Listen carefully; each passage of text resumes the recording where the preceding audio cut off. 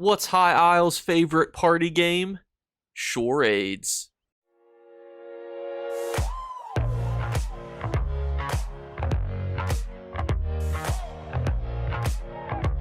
What's going on, YouTube? The Legacy of the Bretons event will be starting here November 18th and gives us access to some nice things, such as double resources, but also double drops from quite a few dungeons and a trial, as well as some overland zones. So I thought, let's break down the event very quickly, but also focus on what are the things that you should be getting during this event to maximize your time period with this event. Let's break it all down for you. But quickly, we do very fast YouTube intros, so please hit the like and subscribe button, and let's jump into it. And so this event starts November 18th, and it occurs in a few zones, notably Coral Eyrie and Shipwright's Regret, High Isle of Minos and the Dread Sail Wreath, Graven Deep and Earthenroot Enclave, and then Galen and Euphelion.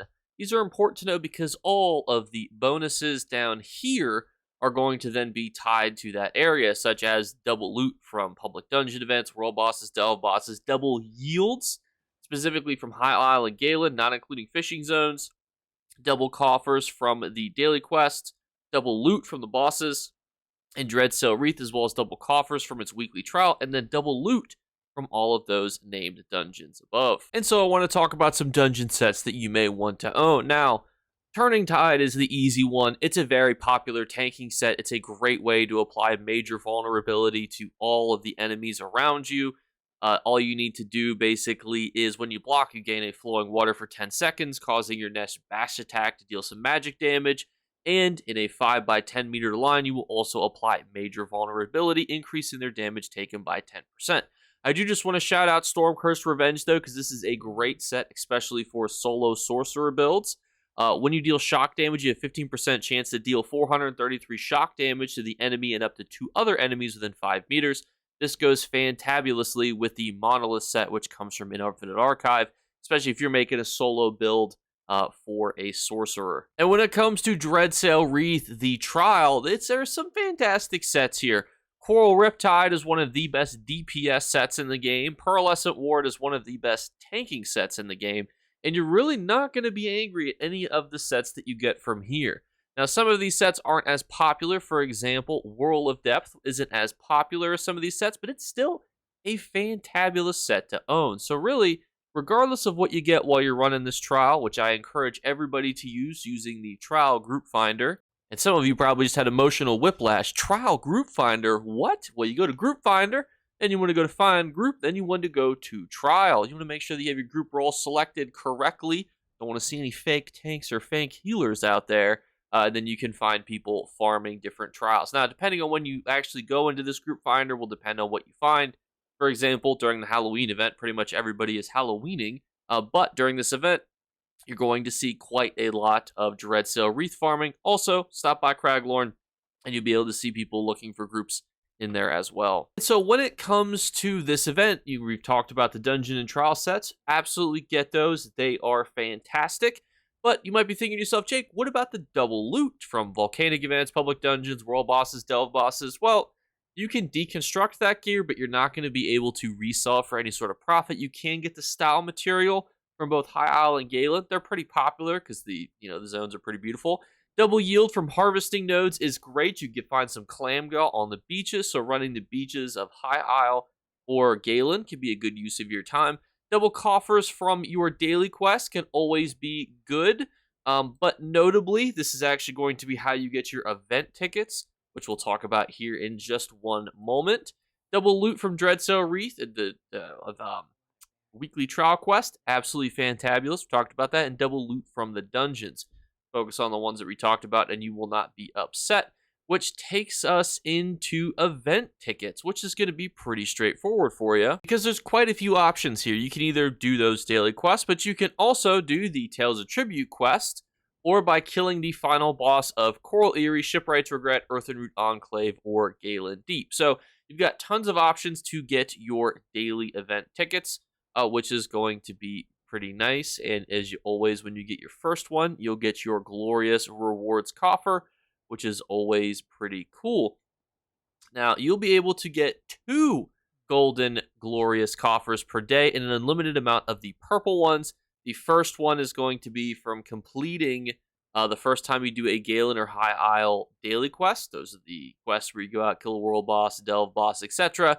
And then secondly, when you kill the final boss of any of the named dungeons or Dreadsail Reef trials, and then purple quality coffers have a guaranteed chance to drop from High Isle and Galen daily quests, so these subsequent quests that you turn in, as well as the Tales of Tribute daily quests. They also have a chance to drop from resource nodes, chests, defeating monsters, justice activities like stealing, pickpocketing, etc. And I do just want to note that these reward coffers are probably going to be better than the traditional ones. So for example, during the Halloween event where everybody is guaranteed to get one just by killing a sorting boss, delve boss, dungeon boss, public dungeon boss, etc., etc., usually the rewards are a bit less limited because you're guaranteed to get one.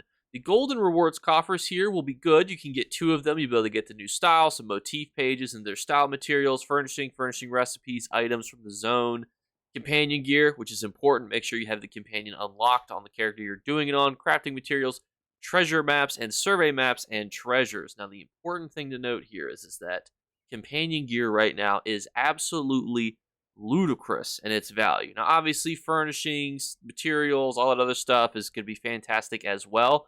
But man, do you want to make sure that if you get companion gear, you are price checking to see if you got something bad, because it's a monster of an economy right now for companion gear. This is the new style, which you'll be able to unlock, and you'll also be able to get the next fragment with this bad boy house. You still need one more, to my knowledge, so you won't be able to fully unlock it during this one here, which is a bit sad. You'll be able to use your event tickets, though, on these items as well, but when it comes to utilizing your event tickets, a lot of it is just going to break down to just getting the fragments and then using them on the things that you want. But you can also get the Ascended Lord furnishing statue for 10 event tickets, which is kind of cool. So we'll show that here, because this is a pretty juicy statue. You can see right here. This guy is a cool mamma jamma. He's the guy from the trailers that whoops everybody's ass. He is absolutely a fan favorite. You'll also be able to talk to the event guy next door, and you can get some of the previous yesteryear stuff. And that kind of wraps up all the stuff here. You'll be able to obviously the Indrakes as well if you want to get the Indrake stuff. So let's quickly go over one of the best places that you're going to be able to farm doing justice activities. Talk some final thoughts as to where you might want to go and farm during this event and kind of how you might want to optimize it. Now, anytime it comes to any sort of thieving activities, unfortunately, you're going to want to put Isabel away. But inside of Vaster, which is the main city inside of Galion and Euphelion, you want to go find this bad boy's Methelio's house, and you just want to bust on. You just want to bust on in there, and then you're going to head upstairs. And when you make it upstairs into the house, just take a note of all of these nice wardrobes that you have access to loot. There are tons of wardrobes in this main room here, and there's a nice little secret as well that I will show you. Don't forget the trunks. You can just ignore this guy for now. You're probably going to want to Blade of Woe him, but he gets to live until the event starts. But what's really cool about this area is not just the density of all of these things, is that there's a door right here. And when you go in and out of the door, you will notice that the entire zone is refreshed. So that wardrobe that was just closed and this trunk that was just closed is now open. This is a fantastic area if you want to get tons of stolen loot.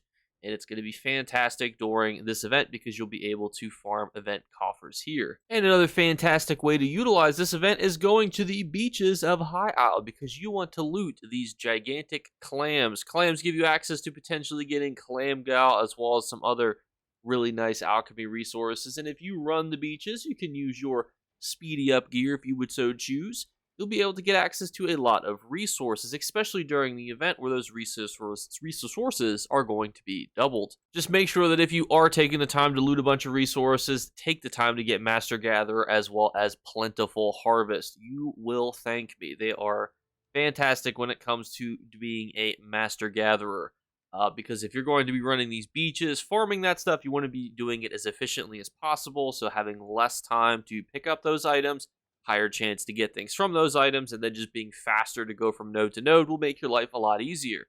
And even consider, too, if you really want to get into resource farming during this event, because it's going to be one of the only resource farming events in the near future, consider being a stage 4 vampire. It will help keep things from being aggroed to you tons of little crabs and things on the beaches here that you could get aggro to. If you're a vampire, just sprint sneak past everything. But everyone, thank you guys so much again for watching. Did I miss any methods? Please put them in the comments below. If you guys have any other secret things that you're going to be farming during this event and you don't mind disclosing them, put them in the comments and I will pin the best one to the top. And as always, we're doing our 3 giveaway drawings. I'll be updating the graphic here soon. Hopefully for tomorrow's video, depending on how much time I have, because all you need to do to enter is leave a comment in the comments below. Second thing is just be subscribed / follow on Twitch and Twitter.